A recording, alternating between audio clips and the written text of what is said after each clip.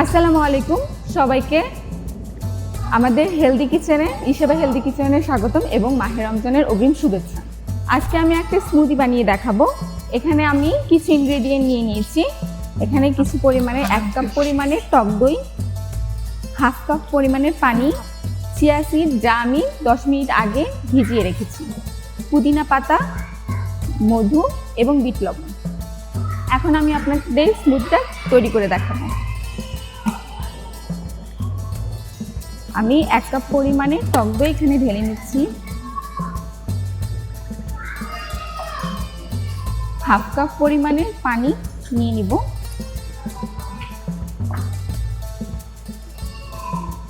মধু আমি পরিমাণ মতো নিব,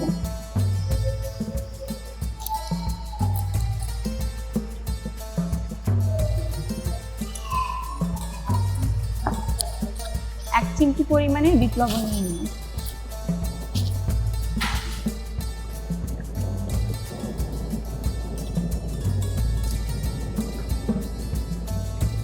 তিন থেকে 4টি পুদিনা পাতা নিয়ে নেব।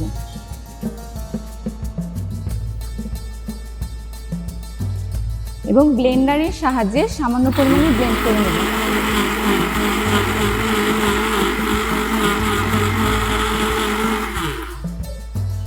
এটি আমাদের ব্লেন্ড করা হয়ে গিয়েছে। এটাকে আমরা গ্লাসে ঢেলে নিব।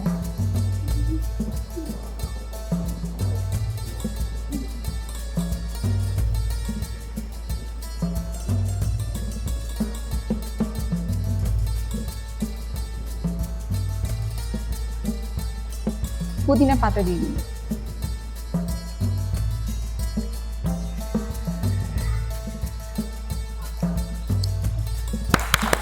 আমাদের স্মুদিটা রেডি হয়ে গিয়েছে। এখন আমি একজনকে বলবো এসে একটু টেস্ট করবেন।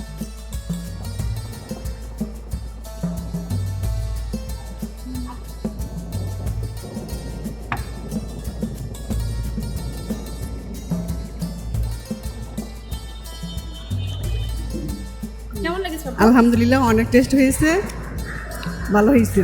রোজায় কি এটা খাওয়া যাবে? রোজা খাওয়া যাবে, স্বাস্থ্যসম্মত তো, তা খাওয়া যাবে। আপনি কি এটা বাসায় বানাবেন? জি, ধন্যবাদ আপনাকে।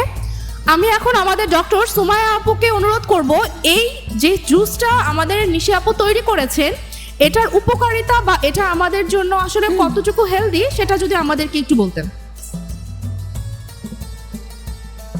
সবাইকে আবারও স্বাগত এবং ধন্যবাদ নিশি মিসকে এত সুন্দর করে, এত সহজে এবং এত কম সময়ের মধ্যে আমাদেরকে এত সুন্দর হেলদি একটা রেসিপি তৈরি করে দেখিয়েছেন।